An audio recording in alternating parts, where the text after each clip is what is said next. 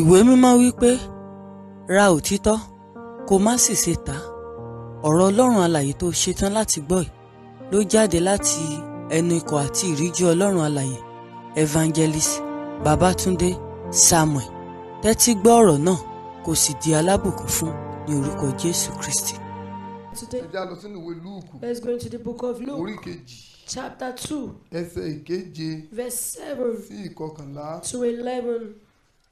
Ó sì bí àkọ́bí rẹ̀ ọmọkùnrin, ó sì fi ọ̀já wé, ó sì tẹ́ sínú ibùjẹ ẹran, nítorí tí àyè kò sí fún wọn nínú ilé èrò. Àwọn olùṣọ́ àgùntàn ń bẹ ní ìlú náà, wọ́n ṣọ́ agbo àgùntàn wọn ní òru, ní pápá tí wọ́n ń gbé. Sáàsì kíyèsí, áńgẹ́lì Olúwa náà yọ sí wọn, ògo Olúwa sì ràn yí wọn ká, ẹ̀rù sì bà wọ́n gidigidi. Áńgẹ́lì náà sì wí fún wọn pé, má bẹ̀rù, ṣá wò ó, mo mú ìrere ayọ̀ ńlá fún yín wá. Mo mú ìrere ayọ̀ wá fún yín wá. Tí yóò ṣe ti ènìyàn gbogbo. Tí yóò jẹ́ ti ènìyàn gbogbo.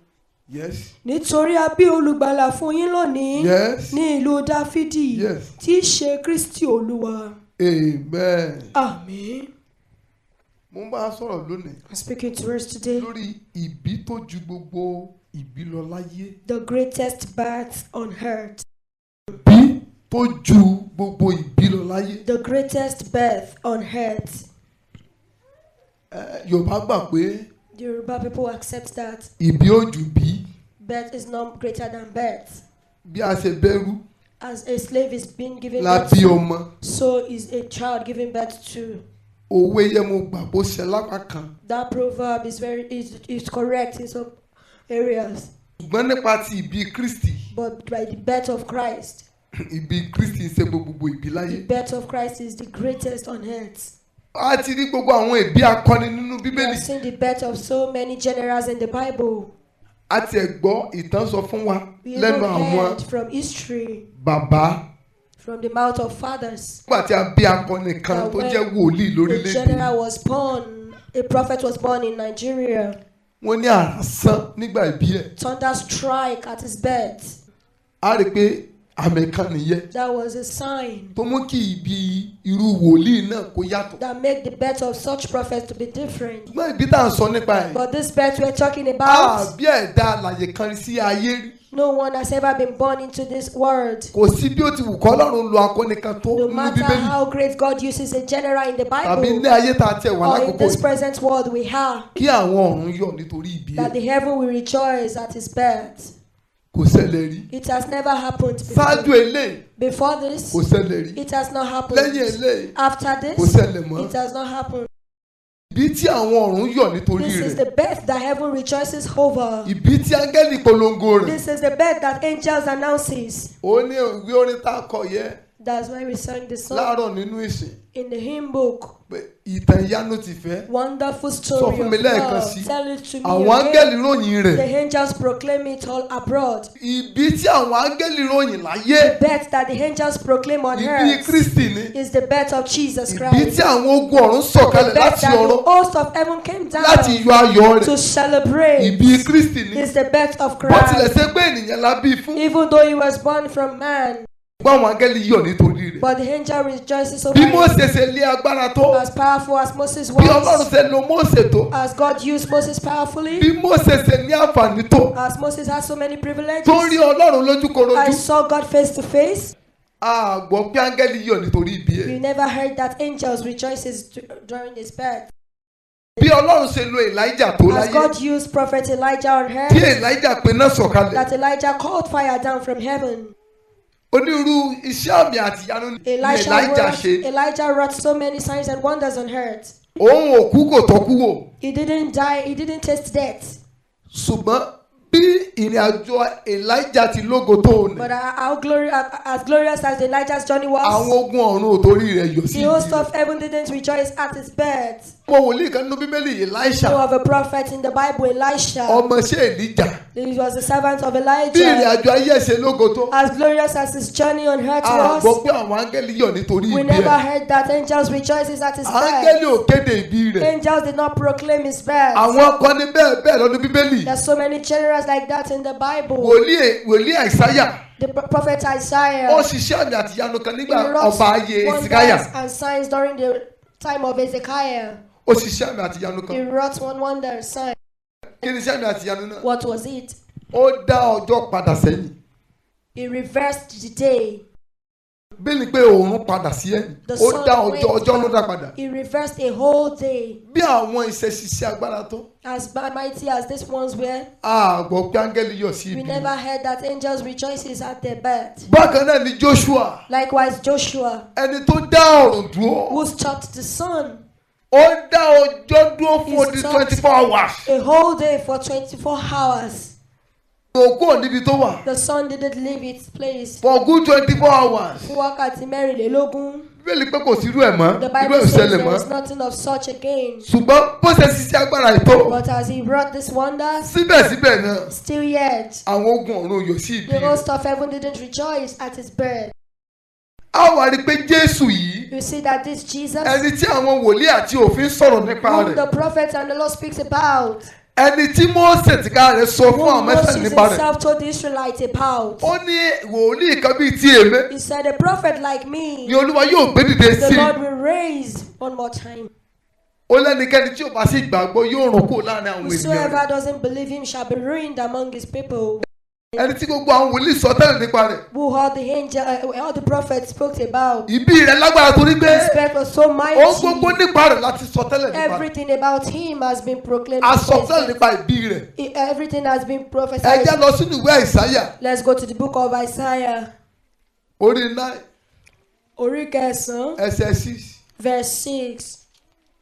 Isaiah chapter 9 verse 6. Nítorí a bí ọmọ kan fún wa. Nítorí tí a bí ọmọ kan fún wa. A fi ọmọkùnrin kan fún wa. Yes. Ìjọba yóò sì wà ní èjìká rẹ̀. Yes. A ó sì máa pe orúkọ rẹ̀ ní. Yes. Ìyanu. Yes. Olùdámọ̀ràn. Yes. Ọlọ́run alágbára. Yes. Bàbá ayérayé. Yes. Ọmọ aládé àlàáfíà. Ohun gbogbo nípa Jésù láti sọ àsọtẹ́lẹ̀ rẹ̀. Everything about Jesus Christ has been. A sọ àsọtẹ́lẹ̀ nípa ìbí ẹ̀. Has been prophesied. Ènìyàn ló gbàgbé àsọtẹ́lẹ̀ ìbí rẹ̀. It is human that forgot the prophecy of his birth. Ṣùgbọ́n àwọn áńgẹ́lì lọ́run ò gbàgbé. But the angels in heaven didn't forget. Kété tí a bí. Immediately he was born. Wọ́n aráyé létí. He reminded the world. A ti sọtẹ́lẹ̀ pé a ó bí ọmọkùnrin kan. It has been prophesied before that the son shall be born. Òun ló born. jẹ́ kí áńgẹ́lì yẹn sọ pé. That was what made the angel to say. A bí ọmọkùnrin kan fún yín. The child is born unto you from the tribe of David. Kí ló jẹ́ kí ìbí Jésù ju gbogbo ìbí? What made the Jesus birth to be the greatest? Ó jẹ́ ìbí tó dẹ́rù bà àwọn ọba orílẹ̀-èdè. It is the birth that makes the kings of the earth to tremble. Ó jẹ́ ìbí tó ṣẹ̀rù bà àwọn ìjọba orílẹ̀-èdè. It is the birth that makes the kings of the earth to tremble. Bíbélì sọ fún pé nígbà tí àwọn amòye. The Bible says when the wise men. Nígbà tí wọ́n dé Jerusalem. When they got to Jerusalem. Wọ́n lọ tààrà sọ́dọ̀ Hẹ́rọ́dù. They went straight to King Herod. Wọ́n ní ọba. They said, King. Ẹ mọ̀ kú oríire. Congratulations. Àwọn tún bí ọba kan. A king has been born as well. Ṣòkòtò sódì ẹ̀. He was so disturbed. Ọba. A king. Nígbà tẹ́mi ò tí ì kú. When I am yet to die. Ṣebí òwe ni pé bàbá kò kú ìmí ìjẹ. When a king doesn't die, another doesn't. Ẹ mọ̀ gbà mí kẹ́. Wọ́n ló ní ó dáa. Ẹ lọ bá ń kọ́kọ́ kí ọba náà. Go and extend my greetings to him. Lẹ́yìn bá ti wá kí ọba tán. On getting there. Ibi ọba bí ọba sí o. Where he is born. Ẹ wá sọ fún mi. Come back to tell me. Ọmọ tá a bí sáyé. His child born into the world. Tí ò kórè ìjà wáyé. He didn't bring with weapons of war. Kò ní àmì. He didn't come with armies. Kò lọ́mọ ogun. He didn't come with soldiers.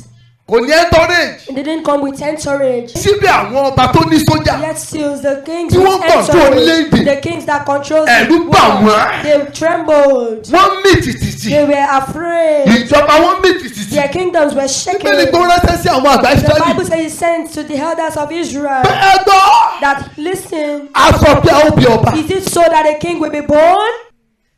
Ìrọ́pọ̀ ọmọ náà sọ pé a ti bí ọba. Where? From which tribe? Bethlehem ti Judea ni. In Bethlehem of Judea. A sì rí pé And we will see that nígbà táwọn òye lọ when this wise man nípa ọ̀rọ̀ went Olúwa back the word of kí ẹ má ṣe God, ya ọ̀dọ̀ he Hẹ́rọ́dù. said, don't go back to Herod.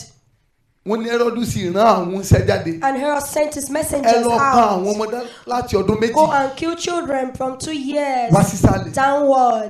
èyí fi hàn wá pé This shows us Jésù that pé ọdún méjì Jesus kó tó di pé àwọn amòye Jesus was 2 wá kì í. years of old before the wise men came to greet him. ọdún méjì ni Jésù ti pé He clocked 2 years nígbà tí àwọn amòye when these 3 wise men ìwà kì í. came to greet him. ló jẹ́ kí àṣẹ jáde látẹnu Hẹ́rọ́dù. That was why they ẹ pa àwọn ọmọdé authorized láti ọdún the méjì children from wá 2 sálẹ̀. years downward to be torí kò killed. mọ ìgbà tí wọ́n ti bí. He didn't know when he was kò mọ born. kò mọ rédíè He ẹ̀. didn't know the range of his age. ló ṣe ní pé ó dà kó mọ bá mí sí For him not to miss, elimination. that is elimination. káwọn tó ń jáde mọ́ bá mí sí ẹ̀. For him not to miss Kí ẹ his lè rí pa. elimination. For them to kí ẹ pa gbogbo àwọn ọmọ. they should kill Bẹ́ẹ̀ láti ọdún méjì wá sálẹ̀. infants from 2 years òun downward. sàmọ̀ dájú pé He knows for yóò jẹ́ sure ọ̀kan lára wọn. he will be one of them, ibi tó lágbára. the greatest bird, ibi tó mi gbogbo the orílẹ̀. bird that shook the ìjọba ọ̀run whole àpáàdì world. wárí nípa ìbí The ẹ̀. kingdom of heaven trembled at his ayé wárí birth. nípa ìbí The ẹ̀. earth trembled at gbogbo his ayé birth. ló ń wárìrì ní orúkọ rẹ̀ wọ́n ń kọrin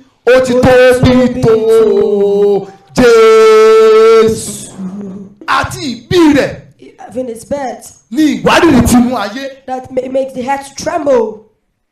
nígbà tá a bá sọ̀rọ̀ nípa ìbí Jésù And we are talking about the birth of ó ju Jesus. gbogbo ìbí lọ nínú It's ayé. greater than every other birth on ó wá ṣe mí earth. lánàá lónìí It's a pity today wípé religion has taken over the true faith in ẹ̀sìn church. ti gba ojúlówó ìgbàgbọ́ nínú ìjọ. àwa pe ibi Jésù a pè lọ́dún kékeré We now call the birth of Jesus small celebration. àwa pè ọdún tuntun New àwa pè Year lọ́dún ńlá. is the bigger one. kí ló ní nínú ọdún tuntun Why? What's new in kí new lọ́dún tó fi year? yàtọ̀ sí àwọn oṣù mìíràn tá a Why wọ̀. is the new year different from every other month? ṣe é rí i pé problem wà náà jọ There's a problem in the church. priority ìjọ ti shift ìfojúsùn ìjọ ti sọnù. The focus of the church has been lost. ebi ẹ bá wọn kọ ní Jésù lọ́dún kékeré I don't join them to call ọdún tó Jesus ju gbogbo ọdún lọ is the greatest. ọdún òǹkà lọ́dún ńlá. Is even the greatest. ẹni ò nírú ẹni ò lè mọ iye ẹni. Whosoever doesn't have one kind sẹ́ni ní no Jésù kan ní ọmọ one's iye ẹ̀ sẹ́ni ò ní Jésù kò Whosoever lè doesn't mọ have Christ Jésù. will never know Christ's word. àwọn áńgẹ́lì ló yí rẹ̀ The angels proclaim it. wọ́n sọ sí tóbi agbára rẹ̀ The tale of his might.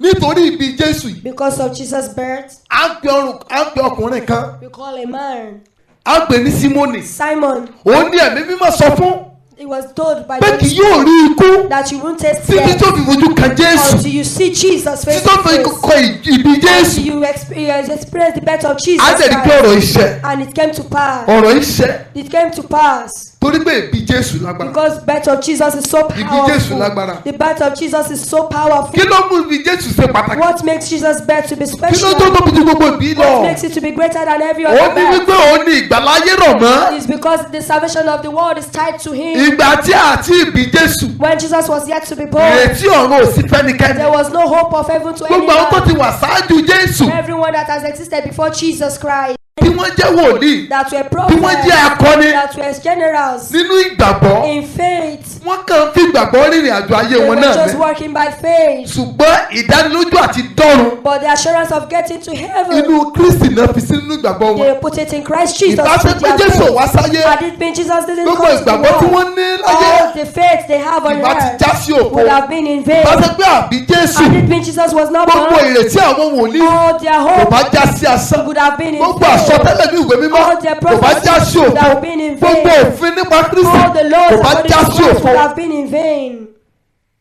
ìwásáyé Jésù The birth of Jesus ní Christ ìmúṣẹ àwọn ọ̀rọ̀ mi rọ̀ mọ́. is the fulfillment of the prophet. ó ní ìmúṣẹ àwọn wòlíì rọ̀ mọ́. Is the fulfillment of the ìbáṣe pé Jésù prophet. wá sáyé Had it been in the gbogbo àsọtẹ́lẹ̀ àwọn wòlíì all these kì bá ti prophecies já by sí the asán. prophet would have been in vain. ẹja lọ ní ìwé Matthew Let's check the book of Matthew, orí kìíní ẹsẹ̀ 21 chapter 1, verse 20. torí pé ẹlòmíì ò mọ èrèdí ìwásáyé Jésù Yóò sì bí ọmọkùnrin kan. yóò sì bí ọmọkùnrin kan. Jésù ni ìwọ ó pe orúkọ rẹ̀. Jésù ni ìwọ ò pe orúkọ rẹ̀. Nítorí òun ni yóò gba àwọn ènìyàn rẹ̀ là kúrò. nítorí ìtumọ̀ Jésù nìyẹn. That's the meaning of Jesus. òun ni yóò gba àwọn ènìyàn rẹ̀ là Kúrò nínú ẹ̀ṣẹ̀ kúrò wọn. nínú ẹ̀ṣẹ̀ wọn. To deliver his people from àbámọ̀ ti lórí ọ̀fẹ́ àti bọ́ lọ́wọ́ ẹ̀ṣẹ̀. Wouldn't have obtained the grace to be free ìbáṣe bí from àbí sin. Jésù. Had it been Jesus was ọ̀nà not àti born. ṣẹ́gun ẹ̀ṣẹ̀ ò bá mọ̀ sí. The way how to have ọ̀nà àti borí ẹ̀ṣẹ̀ ò bá mọ̀ sí. the way to overcome ọ̀nà àti sin. pa ẹ̀ṣẹ̀ run ò bá mọ̀ sí. The way to destroy sin. ọ̀nà àti ṣẹ́gun Sátánì ò bá mọ̀ There sí. wouldn't have been way to destroy ṣùgbọ́n Satan. ìbí Jésù But the birth of Jesus ló mú táwọn nǹkan wọn ṣe é ṣe. made all this to be possible. gbogbo oríire tó ń yáyọ ẹ̀ lónìí. This fortune you are Jésù celebrating ló mú today wá. is as a result of the Bí ò birth bá of sí Jesus. Jésù. If not for Jesus, ta ni ń jẹ́wọ́? who are you? ta ni ń jẹ́ mi? Who am I? ìbí Jésù ló jẹ́ níwájú It yìí. is through the birth of Jesus that I'm Tí ò bá sí ìbí Jésù, If not for the birth kò of sí tí mo fẹ́ mọ̀ Jesus, ṣe níwájú. there's nothing I'll be doing. ìbí Jésù ló fi ọ̀rọ̀ sí mi It lẹ́nu. is the birth of Jesus that has put ìbí words in his Jésù ni mouth. òun ló rán mi jáde It is sínú the ayé birth of Jesus that has sent láti me lọ to máa the kéde whole nípa world Jésù. to announce about Tí kò bá sí Jesus. ìbí rẹ̀ ní, If not for his kò lè birth, sínú iṣẹ́ báyìí there níwájú wouldn't mi. have been this kind of assignment before him. ẹ̀yin tẹ́ kóra tọkọ̀ náà síbí. You that you are gathering here, ìbí Jésù ló mú yín kóra it is tọkọ̀. the birth of Jesus Bí ò that bá made sí you to be ìbí gathered Jésù, here. If not for his ẹni wọn birth, yóò lè sí níbí. you wouldn't have been here. ìbí Jésù ṣe pàtàkì The gidi gan. birth of Jesus is so special. ìbí Jésù ṣe pàtàkì gidi It's gan. so important. ó gba àwọn áńgẹ́lì láti fi ọ̀run sílẹ̀. It cost the angel to leave heaven. ibùgbé wọn ọ̀run ni. Their abode is in heaven. kò sí tí a fẹ́ ṣe láyé. There's nothing they come here ṣùgbọ́n to do. nítorí àbí Jésù, But because Jesus was ọba àwọn ọba, the King of Kings, olúwa àwọn the olúwa, Lord of Lords, ẹ̀mí inú àwọn the wòlíì, Spirit of the ẹni prophet, ìṣáájú the first àti ẹni ìkẹyìn, and the last, ilẹ̀kùn tó ṣí the door that àti ilẹ̀kùn tó opens tì, and the door that ilẹ̀kùn closes, sí ìyà nípa the tó. door to eternal ọba life, àwọn ọba, the King of Kings, olórí ayé gbogbo, who owns ẹ̀mí inú àwọn wòlíì, the Spirit ọba tó of ní the ẹ̀mí gbogbo prophet, the ènìyàn, one who owns your torí pé a bí breath. sínú ayé, Because he was born into the àwọn world, áńgẹ́lì ní láti sọ̀kalẹ̀ the angels have to come down láti mú ìròyìn ayọ̀ wá sí ayé. to bring good tidings to the world. ìròyìn ayọ̀ kan ò ju èyí lọ. There's no such good tidings as great ìròyìn as ayọ̀ this. kan ò tó èyí. No good tidings is as gbogbo ń tá a pè ní ìròyìn ayọ̀ láyé. everything we call good tidings tá a bá in ti the sọ díẹ̀ ò world. parí Once nìyẹn. we speak it for a while, kò sẹ́ni it's tó tún over. rí fáàsì No mọ́. one will refer to ta ló it. tún rántí àti sọ pé bàbá mi kọ́lé nígbà Who kan. remembers to say, my father built a house sometime. ọmọ ìwọ náà bí àtúnròyìn ìbí ẹ̀ mọ́. The child has never been born and we are ṣùgbọ́n now. torí pé ìyanu ni ìbí But jẹ́. because this birth is over wonderful. 2,000 years. Over 2,000 years àyè ago, sọ nípa ìbí. the world still proclaim about bí this ọlọ́run ṣe lo birth. bàbá àpòsùn ọlọ́tún máa yé. As God has had àròyìn ìbí rẹ̀ mọ́. we didn't announce his àìníwò birth sí iná today. pàórí kàṣáìdà. bí ọlọ́run ṣe lo Mósè tó ní As ayé. God used Moses. bí ọlọ́run ṣe lo Èlíjà tó ní As ayé. God used Elijah. bíbélì sọ pé Nókù bá ọlọ́run rìn. The Bible says Enoch walked with for God 300 years. for 300 years. for 300 solid years. 300 years láì dá ẹ̀ṣẹ̀. without ó committing bá ọlọ́run sin. rìn. He worked with fún God 300 years. for 300 years. consistently. For 300 nínú ìrìn years àjò 300 years yẹn. in his journey of bíbélì kò 300 wu years. ọlọ́run. He pleased ọlọ́run God sì mú lọ́run. and God took him kò tọ́ away. ikú wò. He never ó lẹ́ni tasted àkọ́kọ́ death. láàrin ènìyàn. He was the first tí ò among tọ́ ikú humans wò. that never kó tó tasted di pé death. Èlíjà jẹ́ ẹnìkejì. Before Elijah síbẹ̀síbẹ̀ second, àròyìn bí wọ́n dòní. his birth wasn't announced till today.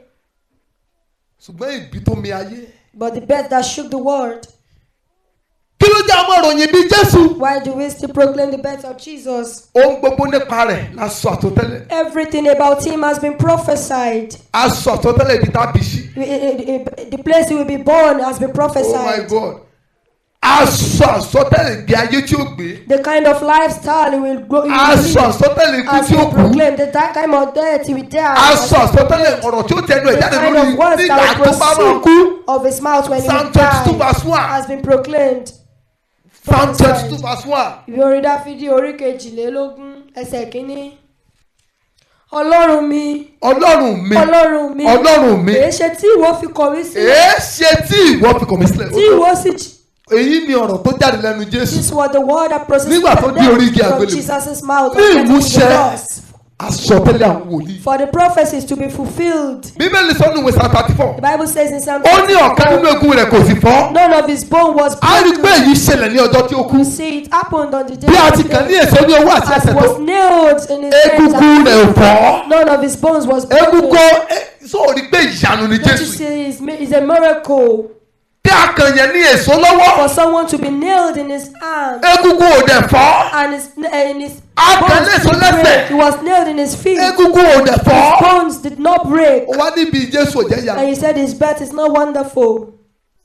ìbí ìyanu ni ìbí rẹ̀. His birth is wonderful. Ìbí ìyanu ni ìbí rẹ̀. His birth is a wonderful one. Ìbí tó ju gbogbo ìbí lọ ní ayé Birth is the greatest birth. Gbogbo àwọn ààrẹ orílẹ̀-èdè tí a ti nígbà kan. All presidents of this world that àtàwọn tá a ní lọ́wọ́lọ́wọ́. and the ones we Kò have sẹ́ni tó now. ròyìn ìbí wọn mọ́. No one has announced their birth. Gbogbo àwọn ẹ̀sìn ayé. All other religions of the world. Àti àwọn olùdásílẹ̀ wọn. And their orchestrators. Ìṣẹ́ni tó sọ nípa wọn mọ́. No one to speak about them any longer. Ṣùgbọ́n ìbí Jésù. But the birth of Jesus. Ó jẹ́ ìbí tó yàtọ̀. Is a very special Ìbí tí one. àwọn gẹ́lì ròyìn rẹ̀. The birth that angels Tí àwọn ogun ọ̀run ròyìn proclaim. rẹ̀. That the host of heaven Ti fi àṣẹ fún àwa tó gbà á gbọ́. and they gave authority to we that believe. Láti máa kéde rẹ̀. To continue to announce his.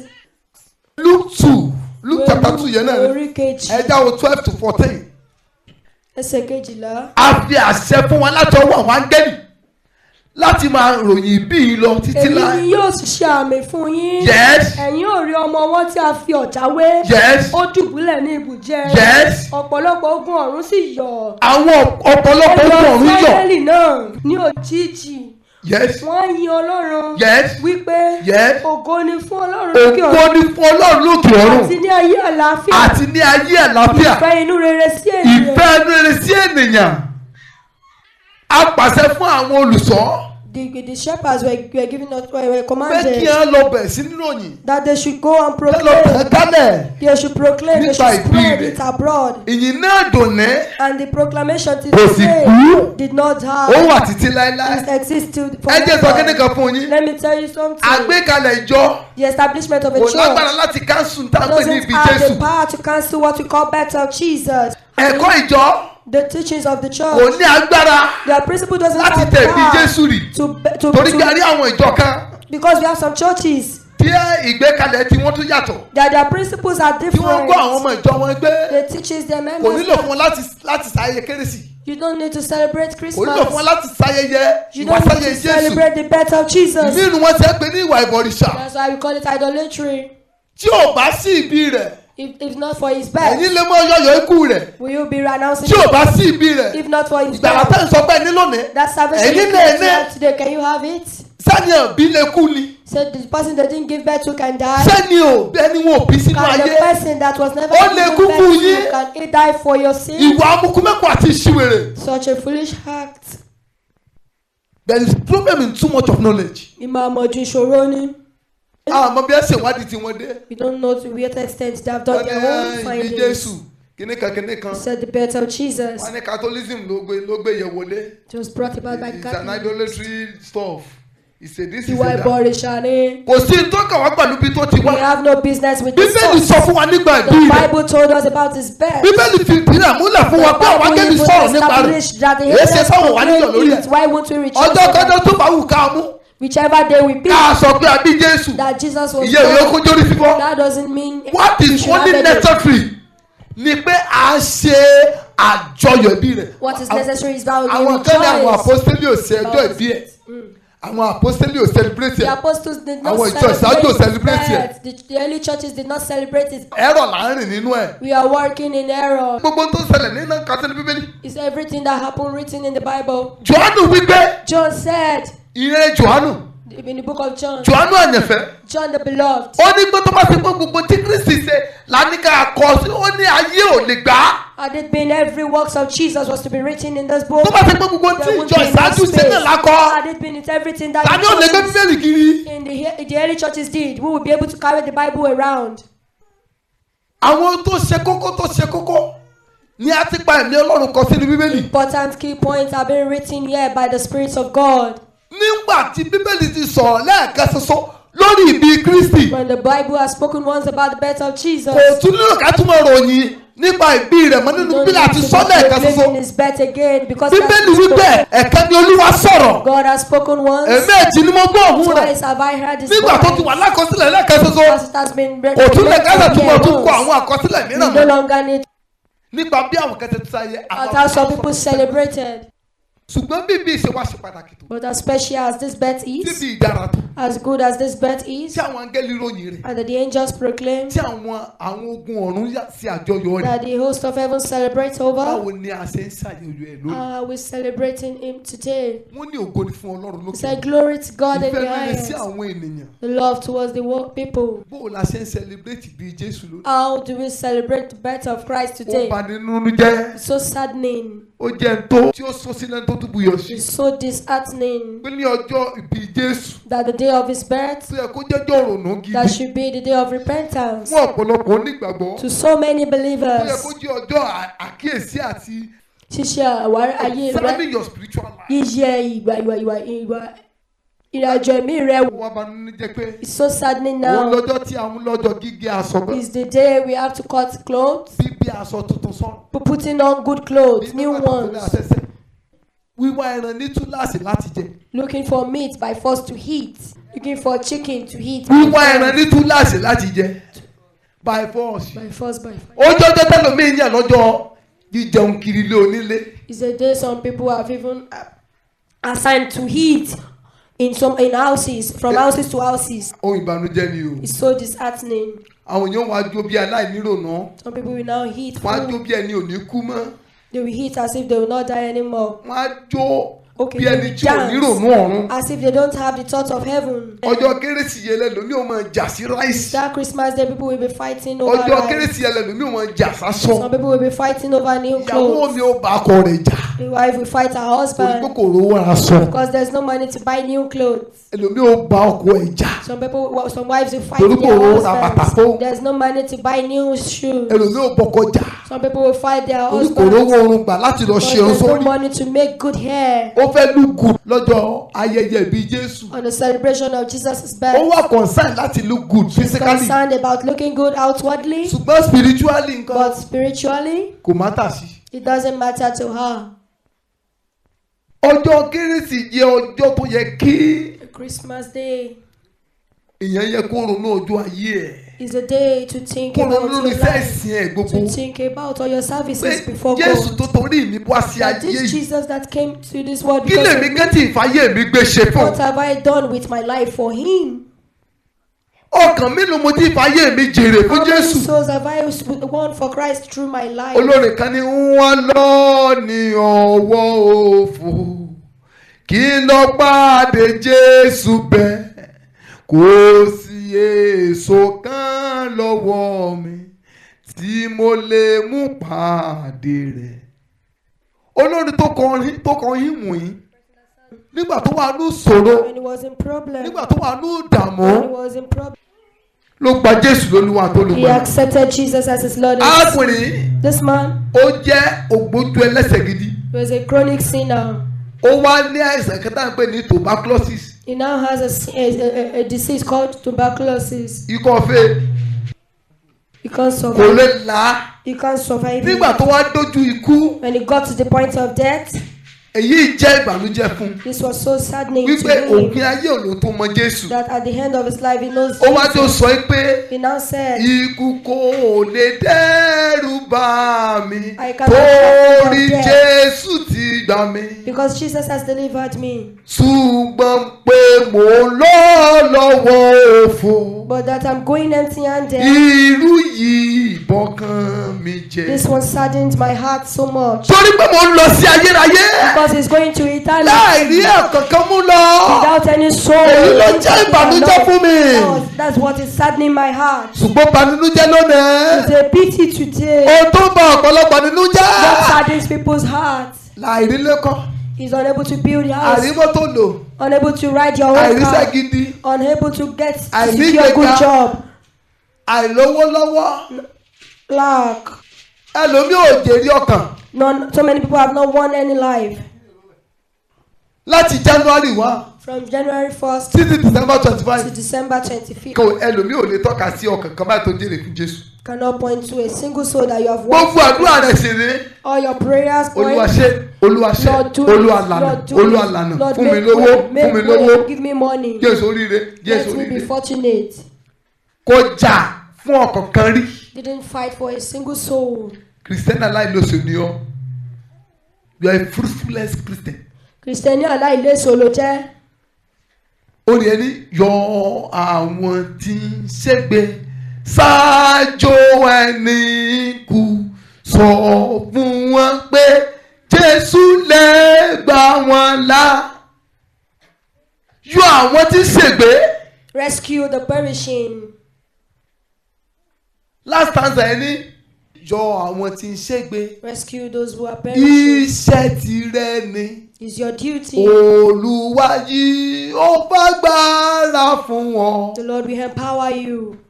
Ọjọ́ wo lọ sí evangelism gbẹ̀yìn? Did not last did you do evangelism? Ìráyè mo bí sí. Social media account rẹ. Your social media account. A lè gbọ́ ọ̀rọ̀ yẹn kankan bẹ̀. There's nothing like gospel there. You just be snapping pictures, uploading. Àfi kọ́ máa gẹ̀gbẹ́ bí ẹni tó fọ́ nílé. Kọ́ máa tàkà súfẹ́ tàkàkà.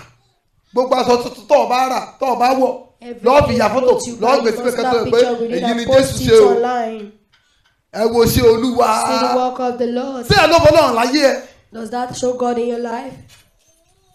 Ibi ọtí ti yẹ ò lè bá wọn sọ̀rọ̀ Jésù.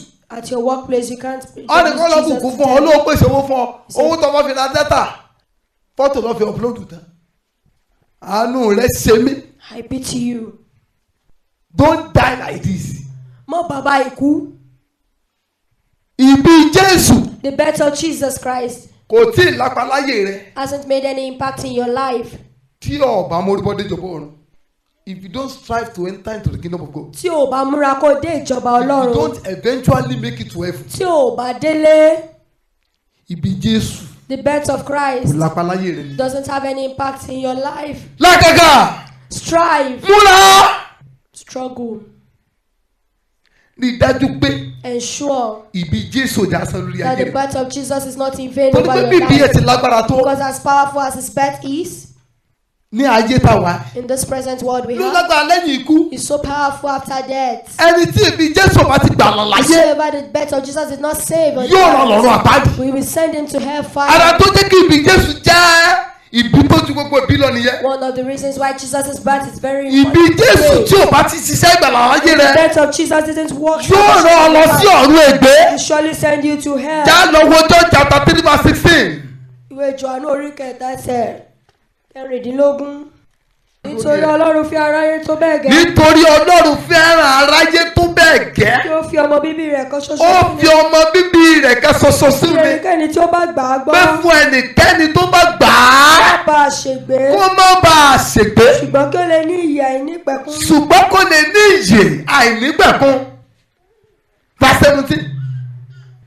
Nítorí Ọlọ́run kò rán ọmọ rẹ̀ sí ayé. Yes. Láti dá aráyé lẹ́jọ́. Yes. Ṣùgbọ́n kí a lè ti pàṣẹ rẹ̀ gba aráyé là. Oh yes, verse 18. Ẹni tí ó bá gbàgbọ́. Ẹni tí ó bá gbàgbọ́. A kò ní dá a lẹ́jọ́. A kò ní dá a lẹ́jọ́. Ṣùgbọ́n. Yes. A ti dá ẹni tí kò gbà á gbọ́ lẹ́jọ́ náà. A ti dá ẹni tí kò gbà á gbọ́ lẹ́jọ́ náà. Hello, gbọ́ mi dáadáa. Gbogbo àwọn ẹ̀sìn inú ayé tó kù. Bọ́ọ̀ gbàgbọ́ nínú wọn. You don't believe in them. Ní ṣòro. You don't have problem with that. Gbàgbọ́ nínú ìbí aládarí. You don't believe in the birth of their leaders. Ní ṣòro. You don't have any problem. Kò sí tó lè ṣe ọ́ o. Nothing will happen to you. Bọ̀ tó o bá kàn tó o gbàgbọ́ nínú ìbí Fail to Kristi. believe in the birth of Kí Jesus ìgbàgbọ́ náà Christ. sì ṣiṣẹ́ ìgbàlà yọrí ní ayé rẹ. Faith work with Tó o salvation bá in your kú. life. If you die. Kò ní ṣe pẹ̀lú irú ẹ̀sìn tó wà. Irrespective of Ọ̀run your àpáàdì ló parí ayé you rẹ are sí. heading straight for hell. Gbogbo ẹnikẹ́ni tí ò bá ti ní Jésù ní Olúwa Whoever àti does not Olùgbàlà have Jesus as a Savior and the Lord and His Lord kò lè dọ́run. cannot get to heaven. Ìbí Jésù tí ò bá ṣe níre If the birth of Jesus doesn't go yóò ṣe ìdájọ́ ẹ̀ lẹ́yìn ikú. it will condemn you, judge you after death. Yóò ṣe ìdájọ́ ẹ̀ lẹ́yìn ikú. It will surely judge you after death. Ó yá dára kó o gba Jésù lólúwa àti It's Olùgbàlà. better you accept Jesus as your Ọ̀pọ̀lọpọ̀ Lord ní and fọdọọdún Savior. jẹ ẹran kérésì. So many people year by year they are eating Ọ̀pọ̀lọpọ̀ Christmas chicken. ní fọdọọdún wàṣọ kérésì. So many people year by year they wear Christmas Ọ̀pọ̀lọpọ̀ clothes. ní fọdọọdún ṣerun sórí So lọ́dọ̀ many people kérésì. they make good hair during Christmas every year. Ọ̀pọ̀lọpọ̀ ní ṣe ìkónújọ lọ́jọ́ kérésì. So many people are doing get together on Christmas Day. Ṣùgbọ́n But tí ìbí Jésù kò ní ipa nínú ayé wọn. the birth of Jesus has no impact in their lives. Ìbí Jésù tó ń ṣe. The birth of Jesus you're Tó celebrating. ọkọ tí sí gbòòrò ayé. You are Hot giving drinks. people beers, alcohol to tó yẹ pé orin ayé ni wọ́n ń play. That you are playing worldly songs. Lọ́jọ́ kérésì. On Christmas Day. Ìjọ ayé ni wọ́n jó. You are dancing worldly lọ́jọ́ kérésì. on Christmas. Ọ̀run ègbé lọ́lọ́. You are going to hell. Ìbí Jésù ò ní túmọ̀ láyé rẹ̀. The church of Jesus doesn't have him. Ẹlẹ́sìn lásán ni ọ́. You are only practicing religion. You are only a religionist. You are only a religionist. Gbọ́ ilé dáadáa. Hear me well. Má torí kí a bí ọ sí ìdílé Kìrìsìtẹ́nì. Don't say because you are born into a Kí Christian iye máa fún family. onídàálójú pọ̀ ọtí ní And that Jésù. should give you vain assurance. Ní Jésù o. You have no Jesus yet. Àfìgbà tó bá tó jẹ́wọ́ rẹ̀ ní Olúwa tó lùwàlà. Confess Tó o him as sì your kọ̀ Lord and Savior. ẹ̀ṣẹ̀ rẹ sílẹ̀. And you forsake your sin. Tó o sì kọ̀ ẹ̀ṣẹ̀ rẹ sílẹ̀. And you forsake your Gẹ́gẹ́ bí sin. ìwé Mátíù orí kìíní ẹsẹ̀ 21 ṣe According sọ. to the book of Matthew chapter 1 Pé òun verse ni ó gba 21. àwọn ènìyàn rẹ̀ He là shall deliver his people kúrò nínú ẹ̀ṣẹ̀ from wọn. their sins. Ìjọ ti wà lára ìdílé Jésù. Are you part of family of Christ? Mi ò sọ nípa ṣọ́ọ̀ṣì o. I'm not talking about church. Bàbá sọ̀rọ̀ nípa ìdílé Jésù. And we're talking about the family of Ọ̀pọ̀ ìjọ ti Christ. fèlè Ọlọ́run o. So many churches has failed God. Ọ̀pọ̀lọpọ̀ àwọn èrò tí pásítọ̀ mi kó jọ. So Igi ìdáná many ni wọ́n o. congregations, they are just firewood. Igi ìdáná ni They wọ́n. are firewood. Ọ̀pọ̀lọpọ̀ àwọn ọmọ ìjọ tí pásítọ̀ ń jọ tó So many church members tó ju pátó jù sẹ́ pọ́ùn ti ní mẹ́mbà. that the pastor is rejoicing they has gotten Igi ìdáná ni members. gbogbo wọn. They are firewood. Nítorí náà, Therefore, yẹ ìrìn àjò ayé rẹ̀. examine your journey. Wá ayé rẹ̀ wò. Examine your life. Ẹni tó ń sọjọ́ ìbí rẹ̀ yìí. This man you are celebrating So his ní nínú birth. ayé rẹ̀. Do you have him in your life? Bíbélì pè ní ọmọ aládé àlàáfíà. The Bible calls him the Prince of Kò Peace. sáwọn tó gbà tí kì í lálàáfíà. No one accepts him and never experience peace. Kò sáwọn tó gbà tí ìdílé wọn ìtòrò. No one accepts him and never experience peace Kò in sáwọn their tó gbà tí family. iṣẹ́ wọn ìtòrò. No one accepts him and never experience peace in Kò their sáwọn tó gbà táyé wọn workplace. nítumọ̀. No one accepts him and their lives will be meaningless. Tí máa ń sọ̀rọ̀ pé ìtumọ̀. And I'm talking about meaningful. Báyé èèyàn nítumọ̀. For someone's life to Kì be í ṣe ẹni tó kọ́lé meaningful. láì ní Jésù o. He's not someone who built Ó a jẹ́ house tó ra mọ́tò without láì ní Jesus. Jésù o. He's not someone who buys Ó car jẹ́ tó without lọ lóyìnbó láì ní Jesus. Jésù He's o. not someone who travel abroad Ó jẹ́ without Jesus. tó ní green passport lọ́wọ́ láì ní He's Jésù not o. someone who have passport without having Jesus.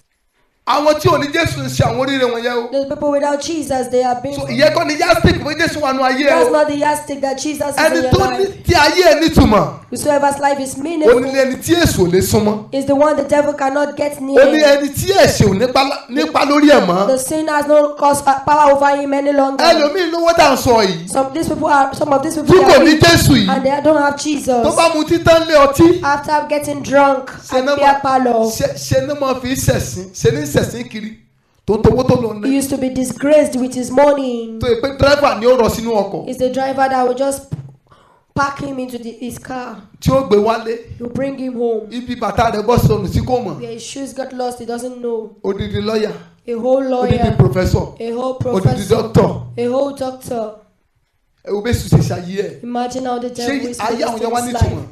Are their Ayé- lives meaningful? Ayé yẹn ò nítumọ̀ torí pé ó lówó lọ́wọ́. Your life cannot be meaningful because you have money. Ayé yẹn nítumọ̀ torí pé ó ní Jésù. But my life is meaningful because you have Jesus. Bíbélì sọ fún nínú ìwé 1 Corinthians Bible 15 told us in 1 Corinthians chapter verses 15, 19. verse 19. Ó ní kó pé nínú ayé nìkan làwa ní ìrètí mọ́. If we will only have hope in this world, Gẹ́gẹ́ bí Kìrìsìtẹ́nì, as Christians, àwa ni agbòṣì jùlọ láàrin gbogbo we are the ènìyàn. most wretched among people. Nítorí náà, Therefore, wá Jésù rí. Wá Jésù rí. discover Jesus. Rí dájú pé o ní. Ensure you have Him. Ẹni tó bá ní ló lè yayọ̀. Whosoever has Jesus is the one that can rejoice. Ẹni tó bá ní Whosoever has ló jẹ́ Jesus, Christmas ń dùn lẹ́nu ẹ̀. that your Christmas food will be sweet in your mouth. Ẹni tó bá ní Whosoever have Jesus lásọ kérésì dá lọ́rùn is rẹ̀. the one that Christmas clothes will fit. Ní bàtà kérésì dá lẹ́sẹ̀ The rẹ̀. one Christmas shoes will fit. Ṣùgbọ́n ẹni tí ò ní Jésù If you don't have Jesus tó ń wọ aṣọ gidi and you are putting on new tó ń wọ clothes, bàtà tí ń ṣe beautiful shoes, making good hair, good for nothing lẹ́ni bẹ́ẹ̀. oh, dára fún kankan. Sọmọ tó jẹ́ ó dàbí adìyẹ kérésì sí Sátánì. You are like Christmas chicken that the devil is rearing. Ọdún kérésì lè mi ò fẹ́ ṣe. Christmas, Èso ti pa. some people they say they want to celebrate Christmas and the devil will kill Torí kò him. lẹ́ni tí ń sọ pé ó fẹ́ ṣàyọ̀ǹdù ẹ̀ kò ní nínú ayé You ẹ̀. don't have the one you are celebrating in your life. Nítorí náà, Therefore, wá Jésù rí. discover Jesus. Àjọyọ̀ Jésù yìí The celebration of Jesus. Ìdájú pé o mọ fọdọdún ṣe láìní. Ensure you are not celebrating it year by year. Ìdájú pé ó wà nínú ayé rẹ. Ensure he is in your life. Ìdájú pé o ní èrèdí ìwà láàyè rẹ. Ensure that he is the reason for your existence. Ìdájú pé o ní èrèdí ìwà láàyè rẹ. Ensure he is the reason for your existence. Dìde lórí ẹsẹ̀ rẹ. Rise to your feet. Sọ fún Ọlọ́run. Tell God. Wípé Olúwa. The Lord. Èrèdí ìwàsáyé rẹ. The reason for your. Mọ̀jọ̀ já sọ́sọ́ lórí ayé mi. Don't let it be in vain. Mọ̀jọ̀ já sọ́sọ́ lórí ayé mi. Don't let it be in vain. Mo rò pé ẹ ti di alábùkún fún nípasẹ̀ ọ̀rọ̀ Ọlọ́run tí ẹ gbọ́ tán yìí. Fún àdúrà àti ìmọ̀ràn tàbí ìbéèrè lórí ohun tí kò yé ọ nínú ọ̀rọ̀ Ọlọ́run, o lè pè sórí aago yìí 08065935539. Ẹ máa pọ̀ sí nínú oore ọ̀fẹ́ Kristi. Láti gbọ́ onírúurú ìwàásù ọ̀rọ̀ Ọlọ́run mìíràn tí ń ṣe oúnjẹ ẹ̀mí, o lè kàn sí wa lórí ẹ̀rọ ayélujára yìí tí ń ṣe YouTube channel wa Evangelist Babatunde Samuel. Bákan náà lórí Audiomack Evangelist Babatunde Samuel. Ẹ ṣé púpọ̀.